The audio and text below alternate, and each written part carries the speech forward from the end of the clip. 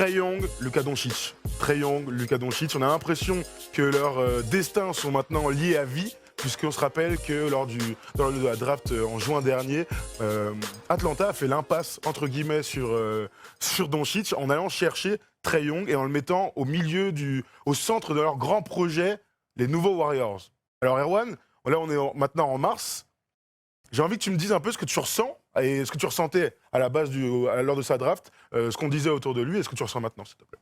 Moi, je n'étais pas convaincu du tout, déjà, de faire l'impasse sur Doncic. Et je reste convaincu que, de toute façon, Doncic est un meilleur joueur que Trae Young. Et que je pense que pour aller à haut niveau et dans les grandes joutes de futur, que ce soit pour l'un ou pour l'autre, en play-off et peut-être plus loin même pour des finales un jour, je leur souhaite en tout cas. Je pense que je préférais toujours donner les ballons, construire mon équipe autour de Doncic qu'autour de Trae Young. Il n'empêche que j'avais, oui, beaucoup de doutes autour d'un mec qui, à la fac, faisait plein de choses, mais c'était unidimensionnel. C'est-à-dire, fais ce que tu veux. Alors, c'est toujours plus facile de faire des stats quand on te dit fais ce que tu veux.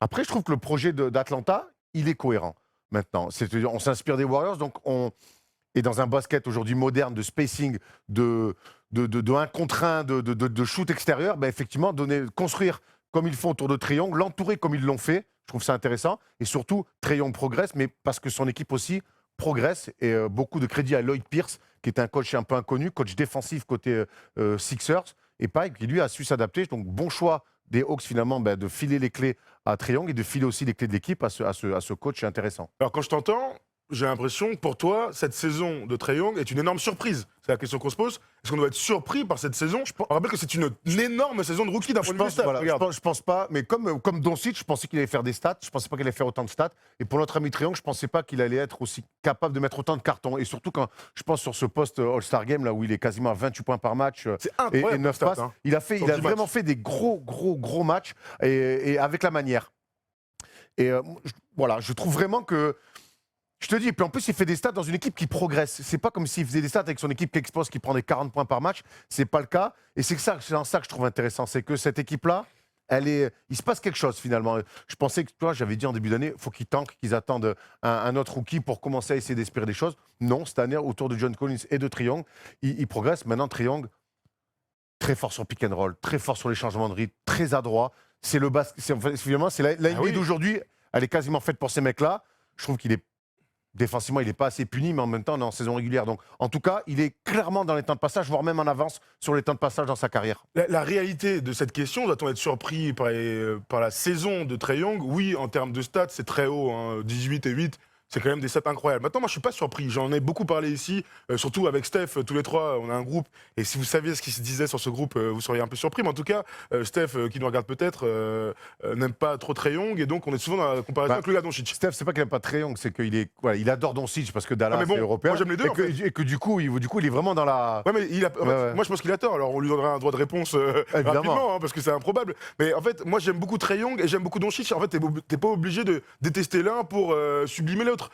Lui, il arrive dans un truc où, quand on parle de surprise, moi, je suis pas surpris parce que j'ai vu ce qu'il a fait à la fac. Il avait tous les ballons et mine de rien, il t'a fait. Alors, il s'est fait défoncer en March Madness. Il a eu des duels très difficiles face à des meneurs plus costauds que lui. On savait qu'il allait souffrir physiquement. Ouais, tu vois, à la fac, il s'est fait punir défensivement par des mecs plus costauds. Il y a un NBA comme c'est un autre basket, comme c'est et puis c'est la saison régulière. Donc là, déjà, on est dans un truc où on est en train de chercher la petite bête. Moi, ce que je vois, c'est que tu l'as dit, très fort sur pick and roll, très rapide, très adroit. Pourtant, il a 41% de réussite au tir. Ça reste peu. Je suis persuadé que ça va continuer à augmenter. Depuis le début de la saison, moi, je parlais d'un truc, c'est la digestion des débuts NBA. C'est très difficile d'être une star au collège, d'arriver en NBA et de te faire défoncer par des adultes qui ont envie de se faire ta peau, tu vois, de t'avoir tous les soirs. Il faut digérer ça. Et là, depuis l'All-Star Game, j'ai l'impression qu'il a digéré et qu'on est en train de voir à quel point ce gars peut être bon dans 5 ans. Je ne dis pas que ça va être le meilleur joueur de tous les temps. Je te dis qu'avec le peu qu'on a vu, là, 6 mois, on peut se dire que dans 3-4 ans, eh bien, Atlanta pourrait être une bonne équipe autour de ce gars-là. Et quand on parle de sa comparaison avec comment il s'appelle, avec Steph Curry, c'est une réalité.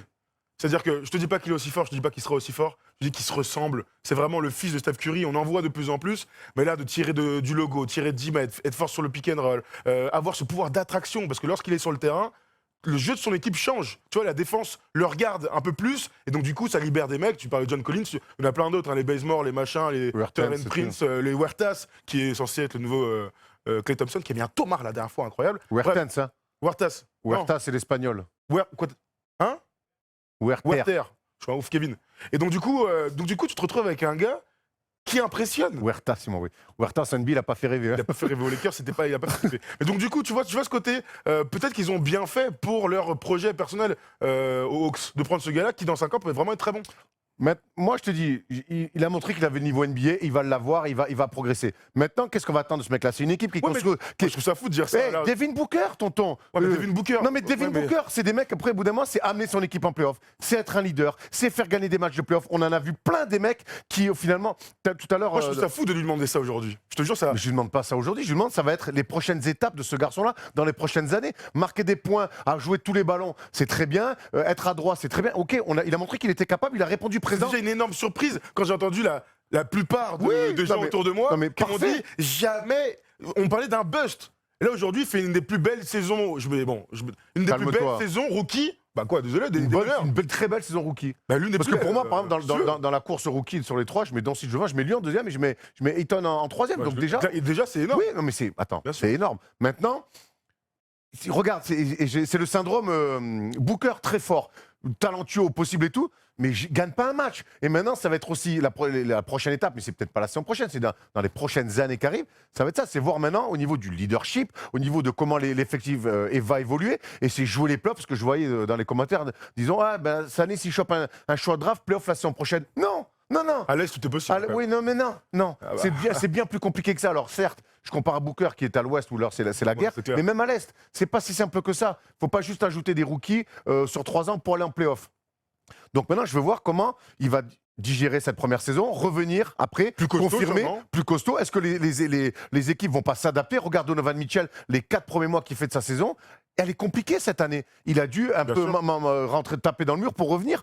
Donc voilà, moi maintenant, voilà, effectivement, il m'a donné tort parce que fort, très rapide, une vraie mobilette. Maintenant, est-ce qu'il va pas commencer un petit peu à défendre différemment sur lui? Est-ce que les équipes vont pas s'adapter? Et puis je te jure, c'est des mecs qu'on a envie de voir en playoff. Atlanta, c'est aussi une équipe qu'on a envie de revoir un jour en playoff. Et là, on va voir qui est qui. C'est là-dedans, quoi. Mais bravo, l'avenir lui appartient. Les Hawks ont fait un choix que je n'aurais pas fait. Moi Mais en non tout plus, cas, hein, ça, c'est sûr. la construction autour de John Collins, autour de Trae Young est intéressante. Il y a un coach qui a des idées.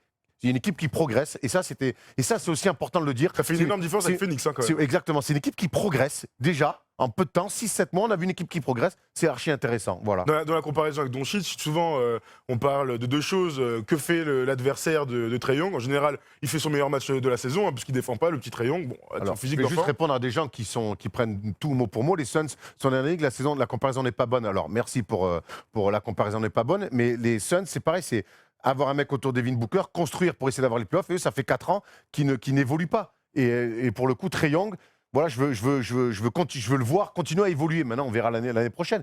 Mais je trouve aussi la comparaison entre Devin Booker et lui, elle est bonne, pas au niveau du style de jeu, mais au niveau de ce que des franchises au fin fond de la ligue ont voulu construire. Voilà. Très bien, très bien. Restons un peu sur la comparaison entre les deux. Tu l'as dit, aujourd'hui, ils se tirent tous les deux la bourre.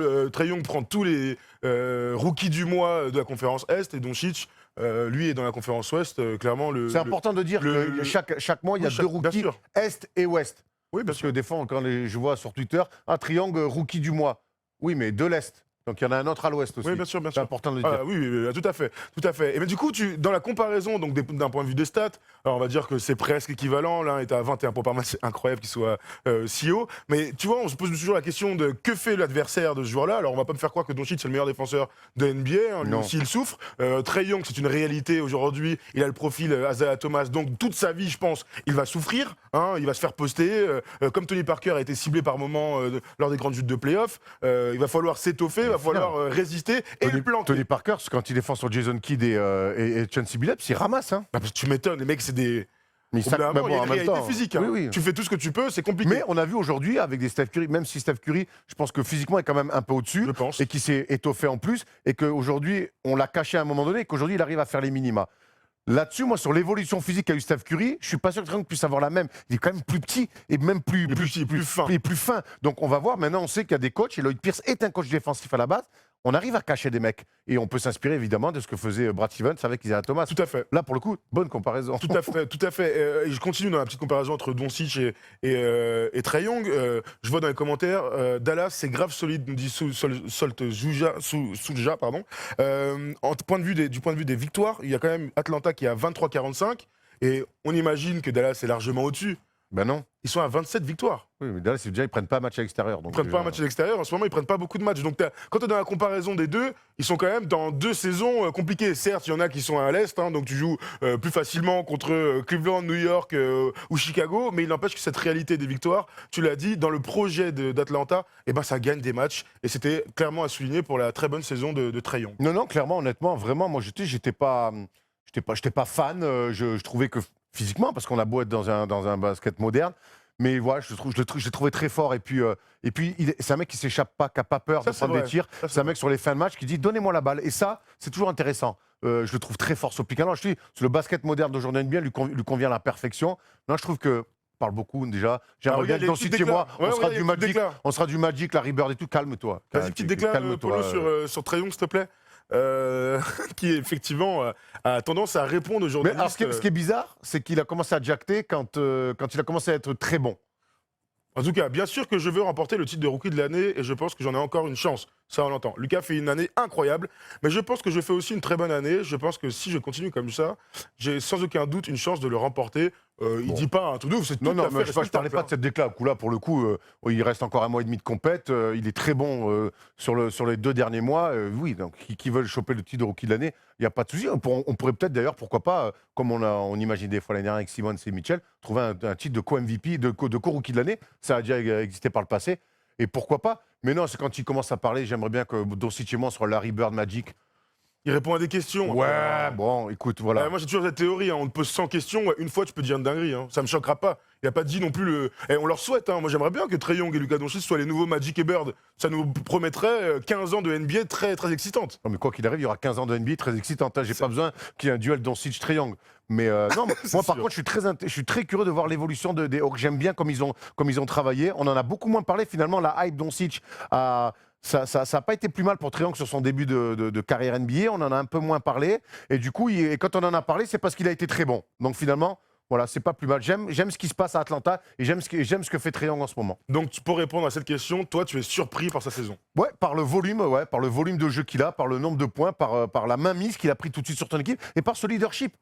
Parlez au mec quand t'es meneur, viens, pique, attends, fin de match, donne-moi la balle, je vais prendre les tirs. Alors il va en rater certains, il va en mettre, mais voilà, il est déjà prêt, il a déjà envie d'être un leader et d'être une star. Et en ça, je trouve ça cool. Très bien. Moi, je dirais que, évidemment, dans le volume, je te rejoins. Mais finalement, quand on se remet un an en arrière à ce qu'on avait vu, et surtout vu l'évolution de la NBA cette saison, est-ce que c'est si choquant que ça qu'un mec très rapide, très fort sur pick and roll et très adroit soit bon en NBA? Moi, j'aurais toujours, on peut me dire ce qu'on veut, en 2019, même si la NBA est dans du spacing, dans de la vitesse, sur du shoot extérieur, effectivement, il a le jeu parfait pour la NBA d'aujourd'hui. Il n'empêche qu'il y a quand même une réalité physique en NBA. Et j'avais quand même de sérieux doutes, et on peut me dire ce qu'on veut, quand des mecs arrivent comme ça avec des petits physiques, je me dis toujours, ça va être compliqué, tu vas ramasser sur des Westbrook, sur des John Wall, sur des Damian Lillard, c'est pas simple, quoi. Voilà, maintenant, il le fait, tant mieux, très, très bravo. Dernière petite stat, en termes de points, de double-double, point passe, il rejoint un cercle très fermé, celui de John Wall et celui d'Isaiah Thomas, son 15e, il a fait 10 et 10 hier, son 15e match à 10 et 10, il rejoint donc...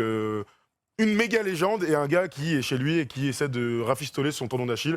Mais très fort joueur aussi. Quand tu dis Isaiah Thomas, c'est celui de Détroit. Mais sinon, c'est Isaiah. Oui, d'accord. Mais et il a fait aussi un triple-double, Paul me dit. Il a fait un triple-double il y a plus longtemps. Et c'est le premier Hawks depuis Bob Pellit. Donc dans les années. Ça fait 65 ans qu'on n'a pas vu un rookie à Atlanta faire un triple-double. Incroyable. C'est extra. On lui souhaite la même carrière que Bob Pellit, parce que lui, il a son maillot. Pas le même poste. Pas le même poste, oui. Mais il a envoyé du bois un peu plus, Bob Pellit. Mais il a son maillot accroché tout le temps. Voilà. Bref, on a fait le tour sur Trae Young, un joueur en tout cas qu'on vous conseille de suivre et qui est très excitant dans une équipe qui fait pas rêver, mais qui, on le souhaite, sera bientôt. Elle fait pas rêver, mais elle progresse, elle travaille. Moi, j'aime bien, tu sais qu'on est. Mais ça fait pas rêver, pardon. Mais après, j'aime bien voir les équipes évoluer, travailler, tenter des trucs, lancer des nouveaux coachs et tout. J'aime bien ce qui se passe à Atlanta. Voilà. Bien sûr, on espère que Kevin Huertas, donc l'Argentin, sera très bon. Allez, on passe tout de suite au French Corner, une grande page consacrée à nos petits Frenchies de NBA.